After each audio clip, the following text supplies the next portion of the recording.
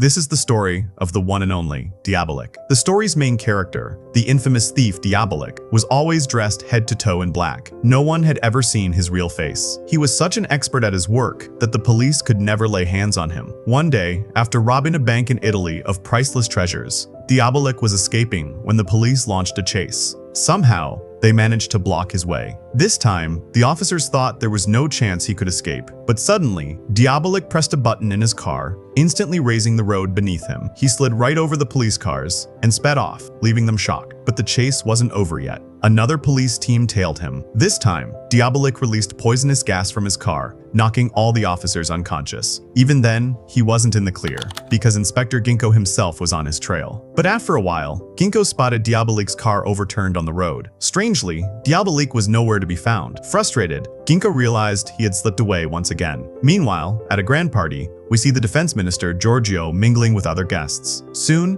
a woman named Eva arrives. Giorgio rushes forward to welcome her. Eva was a famous businesswoman in the city, but not because of her own empire. She had married an aging billionaire, and after his death, inherited all his wealth and property. With her beauty and lavish lifestyle, Eva was always the center of attention. Naturally, her arrival at the party excited everyone. During the conversations, the topic of Diabolik came up. Guests warned Eva to stay alert, because Diabolik could strike at her fortune anytime. Despite being a criminal, people couldn't help but admire his brilliance. Hearing all this sparked a strange curiosity in Eva's heart. When the party ended, Giorgio offered to drop Eva home, but she refused. And this leaves us with one big question. What is the real connection between Giorgio and Eva? The answer we'll discover soon. As Eva left, Inspector Ginkgo suddenly blocked her way. She was surprised to see him, but Ginkgo warned her Diabolik might still target her. This left Eva tense. Later, while discussing matters with Ginkgo at a restaurant, it was revealed that Eva owned a very rare, priceless pink diamond. Ginkgo was certain Diabolik would try to steal it. He carefully noted all her details, what hotel she was staying in, her room number, and whether she had company. Before leaving, he warned her once again, don't trust anyone. Diabolik's face has never been seen. He could be the hotel manager, a waiter, or even me. Eva reluctantly agreed, and Ginkgo left. At Eva's hotel, a waiter named Roberto was specially assigned to serve her. One night, Roberto was gossiping with his friends about Eva. What he didn't know was that a hidden speaker inside Eva's room was transmitting all their conversation directly to Diabolik. Later that night, as Roberto was heading home, a mysterious figure attacked him. It was Diabolik. He killed Roberto and hid his body. Afterwards, Diabolik replayed Roberto's voice recordings again and again, practicing until he could mimic his way of speaking perfectly. And for the first time, we finally catch a glimpse of Diabolik's real face. The scene then shifts. We see a woman named Elizabeth, distraught because her husband Walter hadn't returned home in days. She deeply loved him, but he had never valued her affection. Broken-hearted, Elizabeth grew even sadder. Her friend comforted her, saying Walter must be in some kind of trouble, but surely he would return. Meanwhile, back at Eva's hotel, the staff gave her a grand welcome. She was soon introduced to Roberto, who served her politely. After a brief chat, Eva went to her room, with Roberto following closely behind. But wait, hadn't Roberto been killed the night before? Then who was this man? The truth was chilling. This wasn't the real Roberto at all. But in reality, Roberto was none other than Diabolik in disguise, keeping a close watch on Eva. When Eva went into the bathroom to take a shower, Diabolik seized the moment and tried to open her locker. Inside, it was the rare pink diamond. Strangely enough, such a priceless gem had been kept in such a simple locker that Diabolik cracked it open within minutes. But just as he was about to pull the diamond out, Eva stepped out of the washroom. Forced to hide, Diabolik quietly watched her from the shadows. When Eva noticed him, she smiled and casually asked, "Do you need something?" She dismissed him, and Diabolik quietly left. That same night, Elizabeth returned home to find her husband Walter waiting for her. Overjoyed, she ran into his arms. But here's the twist. Walter was actually Diabolik himself, though Elizabeth had no idea. Walter told her he had only come to see her briefly, but couldn't stay long as he had urgent work. Disheartened, Elizabeth begged him to stay for dinner, but Walter refused and left. Meanwhile, Eva visited Giorgio. During their meeting, Giorgio tried to get close to her, but Eva rejected his advance. Furious, Giorgio revealed his real connection with her. He was actually Eva's fiancé, and they were soon to be married. But looking at Eva's face, it was clear that love had nothing to do with this engagement. With clever excuses, she slipped away. That same night, under the cover of darkness, Diabolik broke into Eva's hotel room again. He tried once more to open the locker, but Eva returned suddenly. She sensed something strange in the room, almost as if someone was inside. Suddenly, Diabolik grabbed her from behind, trying to scare her. But to his surprise, Eva wasn't afraid at all. Instead, she calmly told him the pink diamond he wanted was actually fake and that the real one wasn't with her. Diabolik didn't believe her. To him, it was impossible that a wealthy woman like Eva would wear a fake jewel. Eva explained that she only wore the fake diamond to maintain her image. The real one had been sold long ago. Still skeptical, Diabolik threatened her. "If you're lying, next time I won't come for the diamond, I'll come for your life." But even this didn't scare Eva. Instead, she tried to seduce him. The truth was, after hearing so much about Diabolik, she had developed a strange fantasy about him, and now that he stood before her, she couldn't resist. But Diabolik wasn't so easily swayed. Just when Eva tried to get closer, he vanished into the night, leaving her even more intrigued. At his secret hideout, Diabolik examined the diamond and realized Eva had been telling the truth. It was indeed fake. The scene shifts to midnight. Elizabeth wakes up and steps onto the balcony, where she sees a strange man in a black coat slipping out of the garden. Terrified, she rushes back inside, only to hear footsteps within her house. Panic set in. Could it be Diabolik returning? Gathering her courage, she followed the sound, only to find Walter standing there. Relieved,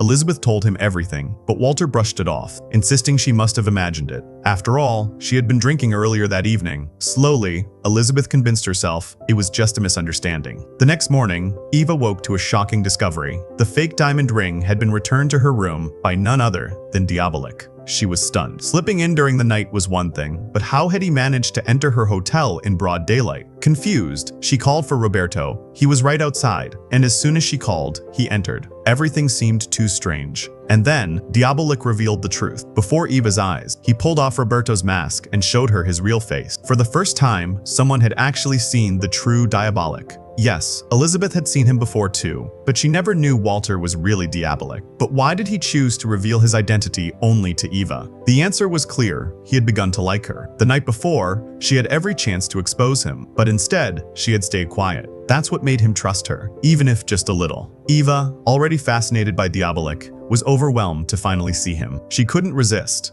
and the two grew closer. She then asked him, "Do you trust me now?" Diabolik was torn. His heart wanted to believe her, but his mind refused. During their conversation, another shocking truth emerged. From the very beginning, Diabolik had been circling around Eva. In fact, the very first day when Inspector Ginkgo had warned her about him, that wasn't Ginkgo at all. It was Diabolik himself in disguise. Shaken, Eva finally asked him his real name. Diabolik replied, "People know me as Walter." The world only knew him by the name Walter, but even that wasn't his real identity. Eva quickly realized that Diabolik would never reveal his true self to anyone, so she didn't press further. Instead, she began sharing her own truth. Eva told him about Giorgio. She confessed that she never wanted to marry him, but she couldn't refuse either. The reason? Giorgio held some highly sensitive documents from her past dark secrets that, if revealed, would destroy her reputation forever. Giorgio had threatened her. If she said no to the marriage, he would expose everything. With no other choice, Eva was forced to say yes. Hearing this, Diabolik promised her that within 24 hours, those documents would be in her hands. But there was a problem. Eva had no way to contact him afterward. That's when Diabolik gave her the address of a cafe, along with the time. "I'll be waiting there," he said. Eva asked, "But if you don't come in your real face, how will I know it's you?" Diabolik smiled and explained that he would use a special code, a sign only she would recognize. The two carefully planned their meeting. Meanwhile, the hotel manager began searching for Roberto, who had mysteriously vanished. From the reception desk, he learned that Roberto had last been seen entering Eva's room but never came out. Suspicion grew, and the manager immediately rushed to her room. Eva had no choice. She quickly hid Diabolik inside her wardrobe. Pretending to have just been woken up, she opened the door and acted annoyed that her sleep was disturbed. She tried hard to keep the manager from entering, but he forced his way inside, looking for excuses to check around. Casually, he asked her about Roberto. Eva lied, saying he had come in the morning to serve her breakfast, and she hadn't seen him since. But the manager wasn't convinced. He insisted on searching the entire room. Realizing that his suspicion was real,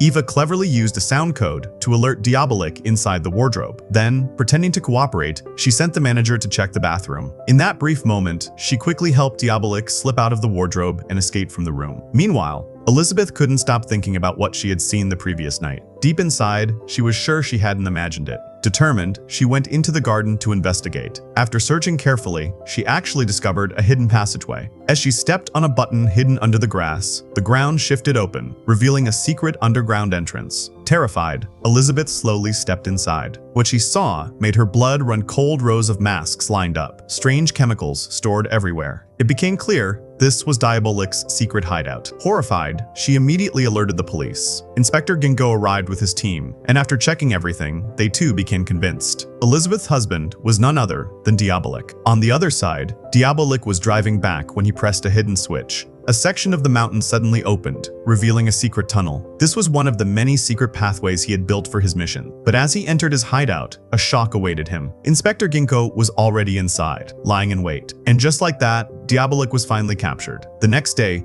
Eva arrived at the cafe, waiting anxiously for him. Hours passed, but he never showed up. She began to think he had abandoned her on purpose. But then, overhearing people around her, she picked up a newspaper, and the shocking headline hit her hard. Diabolik had been arrested by the police. That very day, he was presented in court. Eva too attended, trying to communicate with him through subtle gestures. But Diabolik didn't look at her even once, because even a single glance could make the police suspicious of her involvement. As expected by Inspector Ginkgo, the judge declared the harshest punishment death sentence. Yet, even after hearing it, Diabolik's face showed no fear. His calmness was chilling. Meanwhile, Eva quietly slipped away from court and went straight to a wall nearby. Pressing the third brick, a secret door opened and a car slid out in front of her. Driving it straight to Diabolik's secret base, she collected 2 special chemicals.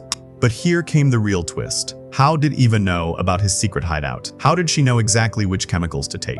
The truth was, back in the courtroom, though Diabolik never looked directly at her, he had secretly communicated with her through eye-coded language. Following his silent instructions, Eva had retrieved the chemicals. Next, she went straight to Giorgio's office. Seeing her, Giorgio was shocked. Eva pleaded with him to allow her one last meeting with Diabolik before his execution. Giorgio flatly refused, knowing that such a meeting would raise questions. But Eva wasn't one to give up. She reminded him that as the defense minister, arranging such a meeting would be easy for him. Then she blackmailed him. If he didn't help, she would refuse to marry him. To seal the deal, Eva pretended to be madly in love with Giorgio, convincing him with her act. Finally, Giorgio gave in, but on one condition, he too would accompany her during the meeting. Eva agreed, knowing she had no choice. Together, they visited Diabolik. For about half an hour, Eva and Diabolik spoke under Giorgio's watchful eyes before being escorted out. The very next day, preparations for Diabolik's execution began. At that time, executions weren't by hanging, they were by beheading. The executioner readied his blade. As Diabolik was brought forward, even with the shadow of death upon him, his face showed no fear. Watching this, Inspector Ginkgo was left stunned. At the execution ground, something felt strange. Diabolik stood calm, almost too calm. One officer whispered, "Sir, it looks like he's drugged, maybe unconscious." Hearing this, Inspector Ginkgo's instincts flared. He shouted for the executioner to stop, but it was too late. The blade had already fallen. The head rolled. Ginkgo rushed forward, trembling as he removed the mask. To his horror, it wasn't Diabolik at all. It was Giorgio, the defense minister himself. Shock rippled through the court. Not only had a powerful minister just been executed under their watch, but the most dangerous criminal, Diabolik, had escaped right from under their noses. The question remained, how? The truth was finally revealed. Eva's desperate plea to meet Diabolik, Giorgio's agreement,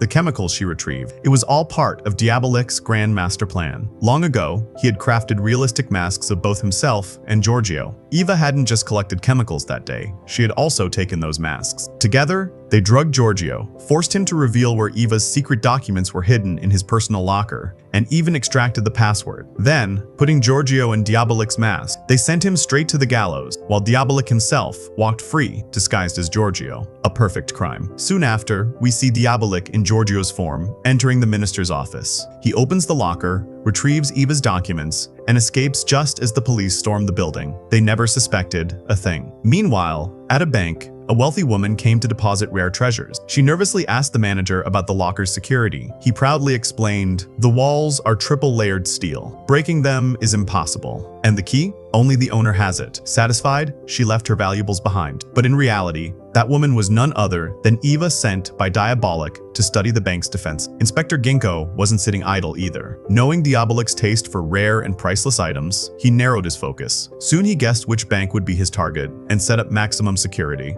Roads, alleys, even underground tunnels. Every path was guarded, but Diabolik was already there. Using the underground tunnel, he made his move. Sensors lined the path, but he was smarter. He released the water pipes, masking his sound from the detectors. In no time, he slipped inside the bank, bypassed the security, and secured the treasure. As he tried to escape, the police closed in. Diabolik fought fiercely, but then Inspector Ginkgo himself appeared and fired at him. Certain that he had finally ended Diabolik, Ginkgo approached. But fate had another twist. Suddenly, a gunshot rang out from behind. Eva had returned, firing at Ginkgo and rescuing Diabolik. Shocked at first, Diabolik realized she wasn't going to abandon him. For the first time, he placed complete trust in her. Wounded, Inspector Ginkgo could only watch helplessly as the two vanished into the night. Days later, we find Walter and Eva together, happier than ever. To impress her, Walter even brought back the original pink diamond. But Eva was no longer interested in jewels. She only wanted him. With a smile, she tossed the priceless diamond into the sea and embraced him tightly. And so, Diabolik proved once again that he was more than a thief. He was a legend.